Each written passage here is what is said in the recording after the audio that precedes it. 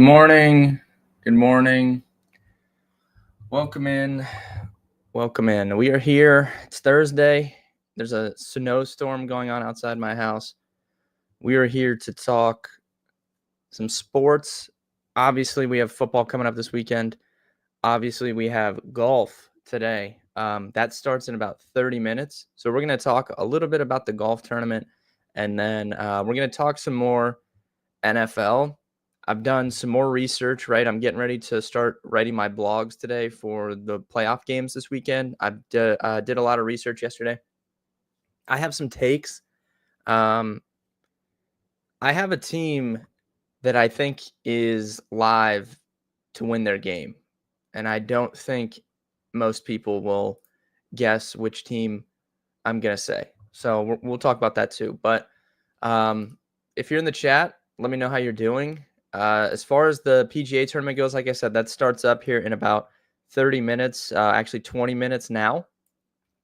This is the American Express. It's a pro-am, basically. So there's going to be some like amateurs playing, pros playing. I've never been a huge fan of this tournament for betting purposes, just because they so basically they play on 3 different courses, and then after the third day, they cut the field down, and then they have the final round on Sunday. So I'm gonna probably take some shots on some first round leaders, and then I'm gonna look this weekend to add on some people to win outright. I'm not gonna take anyone before. All 3 of the courses that they're going to play on are very easy courses. This is very much another birdie fest, which is very common. We see this every year. The courses that they play at the beginning of the year are very easy. So they play 3 different courses this week. All 3 of them are easy courses. Jim, good morning. Hope you're having a good day. So I'm not going to take any outrights this week. I'm going to take some first round leaders, and then I'm going to look potentially on like Saturday or Sunday to get in on someone to win the tournament. That's going to be my plan of attack. Maybe we could do I think you could do a parlay, maybe someone to win the golf tournament with, some football stuff. We've got 4 football games this weekend, and then the national championship on Monday. So yeah, we'll take a look. But for first round leader, you have to break this up for the courses because there's 3 different courses they play. So when you bet on a first round leader, it's going to be dependent on which course they're playing. I'm taking a few guys on the Pete Dye course, and then one on the La Quinta. On the La Quinta, I'm taking Eric Cole. You guys know I bet on Eric Cole quite a bit, especially early on in the season. He's very good on easy courses. We saw it again last week. I think he finished tied for 5th at the Sony. There was a huge chop for first place at the end of the first round last week. I think the biggest one I've ever seen. There was like 6 or 7 guys tied for first at the end of the first round. So unfortunate if you bet first round leader last week, it just got chopped to death. But I'm taking Eric Cole on that course at 28-1. And these are all small kind of shots, right? Like first round leader, just for fun. On the Nicholas course, I'm taking Ben Griffin and Sepp Straka. And then on the Pete Dye course, I'm taking Lucas Glover. Sepp Straka, I think, if I was going to bet an outright before the tournament, Sepp Straka might be my pick. I don't know. I love the way he's been playing. I think he can have a really solid year and sets up really, really well for these courses. I've never really looked much at course history for this court or for this tournament, I guess, just because, it's 3 different courses. And I guess maybe like it could get a little weird for people that have, playing with the amateurs and stuff. I don't know, but I've never been a huge fan of this tournament, so I'm not betting a ton on it. But I will look to get in live on something this weekend. But we'll be back to regularly scheduled PGA talk next week. Moving on to like some NFL stuff though. I saw Arthur Smith. How has Arthur Smith interviewed for every coaching job? I don't understand this. I think he interviewed Bears, Jets. I think someone else too. Like, Am I wrong on that? Like, why is he getting head coaching interviews? Someone explain this to me. It's actually insane. I saw Cowboys requested to interview Kellen Moore. So, and they also interviewed Leslie Frazier, which I thought was interesting. Like, again, like what year is it? I don't understand these teams. Mike McCarthy, Leslie Frazier, Rex Ryan. Like, what are we doing here? I think it's probably going to be Kellen Moore or I don't know. Apparently, Jason Witten is like in line maybe to coach the Cowboys. He coaches like high school. I don't really know what's going on with that, but um, I mean, like when I don't know. I don't understand these teams. I saw David Montgomery full practice yesterday, so that's good for him. I think he's going to be pretty good to go for their game. Obviously, they still have Jahmyr Gibbs, but it'll be nice to see Montgomery back on the field. Zay Flowers, man, it kind of sounds like Zay Flowers is not going to be playing, and that does affect things. I still think I like the Ravens in the game, but I'm wondering if Zay Flowers gets ruled out, will we get some pushback on Buffalo? I kind of think that could be the case. So I don't know. I'm going to wait and see kind of what's going on there. Kind of sounds to me like Zay Flowers will not be playing, though, which is definitely a little unfortunate.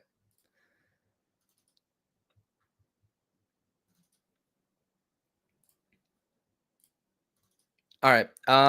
So look, I kind of think someone could tell me if I'm wrong. I kind of think the Washington Commanders are live in this game against the Lions. I can't believe I'm saying this. I really can't. But the team that I've sold all season, Washington, I'm not saying they're going to win, but I think they're live, and I like them plus 9.5. And we have some conflicting trends here because historically teams that have the bye week, right? Historically, they struggle a little bit against the spread in that divisional round game, in that first game. But at the same time, Detroit with Dan Campbell has been, the best against the spread team, like absolute against the spread demons. So kind of conflicting trends there. Not sure what to make of it. At the end of the day, though, I just don't trust Detroit's defense. I mean, I know they looked good against Minnesota in that game to win the divisional crown and the number 1 seed, but based off of what we just saw from Minnesota against the Rams, that kind of like,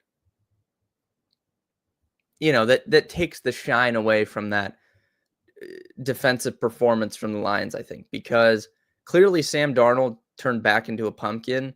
He was shell-shocked. He looked just as bad against the Lions as he did against the Rams. Like, it kind of like takes the impressiveness away from that performance from the Lions because, the Rams came out and did the same exact thing. So I still have major concerns about this Detroit defense. Clearly Vegas does too. I mean, the total is 55.5 and Washington's team total, it's sitting right around 22, 23 points. If we look at some of the other games, I mean, Houston, they're a similar size underdog, right? Both those teams are 9.5, 8.5, 9.5 point underdogs. Houston's team total's at 16.5, right? So we're getting almost another touchdown added on to Washington's team total. The Rams, that's a low scoring game. Rams, Eagles, in my opinion. Rams team total is sitting around, below 20. So I have concerns personally still about this Lions defense. I mean, look at what the Lions did down the stretch of the season. Like we'll take the Vikings game out. Like it was a great game from them, right? But take that out. Look at some of these games they played. Okay, against Caleb Williams, they give up 256 and 3 touchdowns, right? And then the next game, they played the Packers. Jordan Love, 206 and 1. Not crazy stats, but the Packers scored 31 points on them. After that, they played the Bills, massive shootout, 48-42. Then they played the Bears again, okay? This is right around when the Bears played the Seahawks. This was the week before the Bears played the Seahawks, and the Bears scored like 3 points. Caleb Williams, again, 334 passing yards, 2 touchdowns. He also ran for 34 yards. Then they played the 49ers, who had been struggling. Brock Purdy, 377 yards and 3 touchdowns. Like, I have real concerns about this defense, and I think Jaden Daniels can have success. I'm going to be interested. I think maybe one way, if you don't want to take the Commanders to cover, I've thought about maybe we just take their over 22.5 team total. I think Daniels is the wild card in that game. He's been doing it under pressure in the fourth quarter all year. I agree, Jim. I've tried to and it's never been a slight on Jaden Daniels. I just haven't believed in the team, I guess. But they've continued to prove me wrong. And if we get in a shootout in this game, I'm gonna love to have that 9.5, right? But I think maybe taking the team total might be the best route. Another reason why I like this is Detroit is, under Aaron Glenn, one of the few teams that will play very, very man-heavy coverage. That can be exploited by a rushing quarterback, which we have in Jaden Daniels. That also can be exploited by Terry McLaurin. Has been one of the best wide receivers in the NFL against man coverage this year. If we look at the 2 games that he played against really man-heavy teams, Cleveland, right? Cleveland plays extremely heavy man coverage. He went for over 100 yards. Same thing with Pittsburgh. Pittsburgh plays pretty man-heavy. He went for over 100 yards. I think it's a really, really good matchup for Terry McLaurin and for Jaden Daniels. I mean, the Lions have given up the 3rd or 4th most rushing yards to quarterbacks this year. They've given up 6 rushing touchdowns to quarterbacks. Like, the man-heavy defenses can get beaten by running quarterbacks, which is what we have in Jaden Daniels. So I kind of really like I didn't think going into the week I would be interested in this, but I am very interested in the Commanders here. I'm going to be taking that over team total. I'm probably going to be taking Jaden Daniels rushing yards. I'm going to be betting Terry McLaurin props.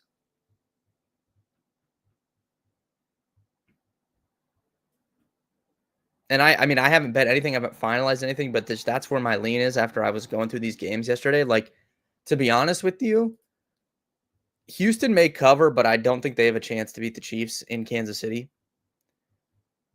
I don't think the Rams have a chance to beat the Eagles. With how the Eagles' defense is right now, the Eagles have the best defense in the NFL, in my opinion. If we think back to the last time the Eagles went on a run in the playoffs and they went to the Super Bowl, they did not have a defense on this level. They also did not have Saquon Barkley. So I think, I don't think the Rams. Matt Stafford has also struggled on the road in his playoff career. Has been very good at home or indoors. Has struggled on the road, outdoors. So I have some concerns there. I don't think the Rams can beat the Eagles. Personally, the Eagles are up to 6.5-point favorites as well. So, and then I would not consider either side of Ravens Bills an upset, considering it's, a 1.5-point spread. So I think the Commanders are the team that's most live, and they're the biggest underdog.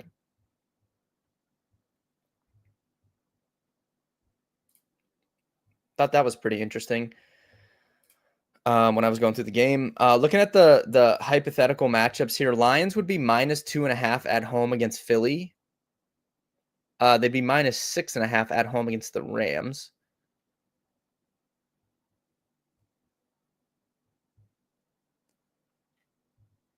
I would be on Philly to beat Detroit for sure. Pacheco rushing line's 41. Yeah, Pacheco should be healthy, right? I mean, he really wasn't, since he came back from injury, he really has not been used. And then he had 2 weeks off. He did not play in week 18, and then they had the bye week. So if we look, since he returned from injury, which was November 29th. He had 7 carries for 44 yards, 14 for 55, 13 for 32, right? That's kind of what he did. And then I think they very clearly limited him down the stretch to have him ready for the playoffs. So when he came back, 7 carries, then he went to 14 and 13, right? And then the last 2 games of the season, 9 carries and then down to 6 carries. So I think they very purposely limited him. On top of that, like limits and then having 2 weeks off, he should be ready to go in this game. So I agree that that line of 41 looks pretty good. I think you can definitely look to bet on Isaiah Pacheco here. And he's been good in the playoffs in his career as well. So yeah, Jim, that's a good call out. Definitely interested in that. I would be on Philly versus Detroit and probably, man, if we got Matt Stafford in Detroit for the NFC Championship game, that would honestly be kind of a movie, though. I'm not going to lie. That would be interesting. On the AFC side, Kansas City would be -1.5 against both Baltimore or Buffalo, it looks like. They'd be -10 against Houston, and Buffalo would be -8.5 against Houston at home as well.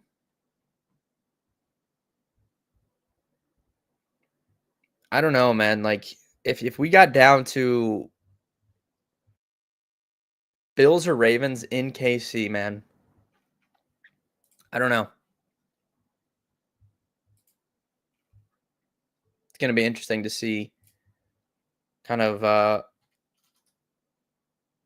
what we do if it comes to that. Let me go to that game. Let's look at that KC game. Definitely, I'm interested in Pacheco. Touchdown too, assuming he's like -120 or something. Oh, plus 145. Yeah, sign me up for that. I'm interested in Pacheco for sure. Rushing props. Yeah, 41.5. I think you can take the over. His attempts line's at 10.5. I mean, alt rushing yards, you take this up to 60, 70, 80 yards. I mean, you're getting really nice odds. He just needs one long run. His longest rush is at 11.5. I don't know if I would take that, but I mean, if he breaks one long run, you're going to be looking pretty good.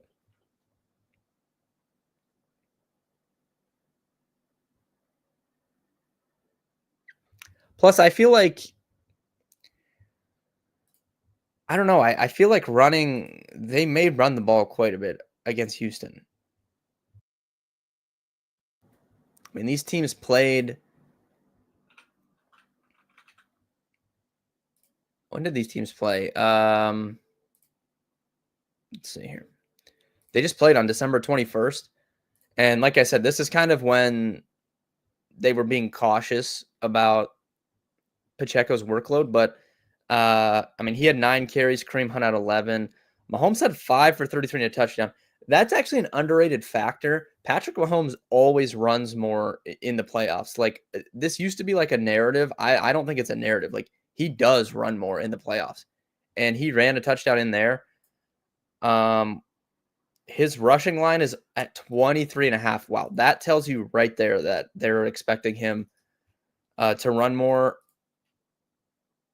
I don't know. I don't know if I could bet the 23.5.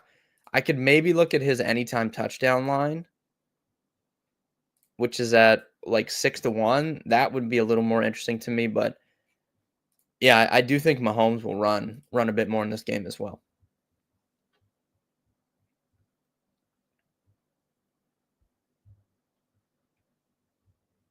Do you buy Aaron Glenn to the Jets? Yeah, I do. I think right now, if I was picking, Aaron Glenn will coach the Jets. We already know Vrabel's in New England. I think one of Chicago or New Orleans gets Mike McCarthy.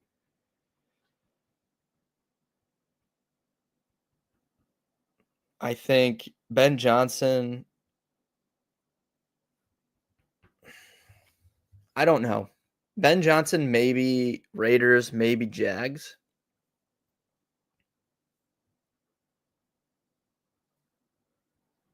Cowboys, completely no idea what the Cowboys are doing. I have no clue.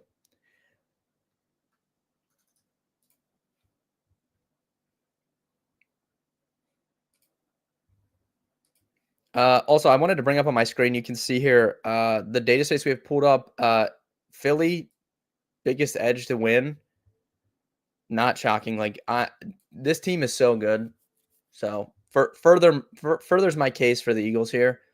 Kansas City's next up. No shocker considering they're big favorites. And then the Lions and KC have about the same chance. And then Bills Ravens flat zero. We don't see flat zeros in this formula quite a bit. So that's just telling how close those two teams are.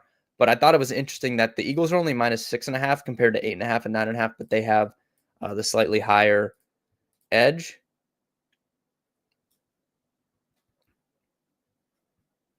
Will you be posting bets again? Yeah, we did great last weekend. Obviously, we'll be on the streams talking about it, but yeah, we'll get those posted out on Twitter as well. Also, reminder, if you guys are tuning in, no stream tomorrow. I'm streaming Saturday instead because the football games are on Saturday. So we're going to have a stream Saturday at 11 and then a stream Sunday at 11 to talk football both days. So yeah, get ready for that. It's going to be fun. Might try and have a guest on. Maybe I'm going to reach around to some people. Maybe we can have someone on to talk about the games if possible. I'll reach out to some people and see kind of what schedules are. But I think that'd be fun. Maybe to have some guests on for the playoff games. Overall, though, if you guys join late, taking some first round leader shots in this golf tournament, which is about to start in 5 minutes. Eric Cole, Sepp Straka, Lucas Glover, Ben Griffin. And yeah, we'll be live this weekend to talk NFL. I'll have blogs out for free, rollinginsights.com, breaking down every single game. So go check those out. Those will be coming out starting later today. Good luck with your bets today. Good luck this weekend. I'll see you guys on Saturday.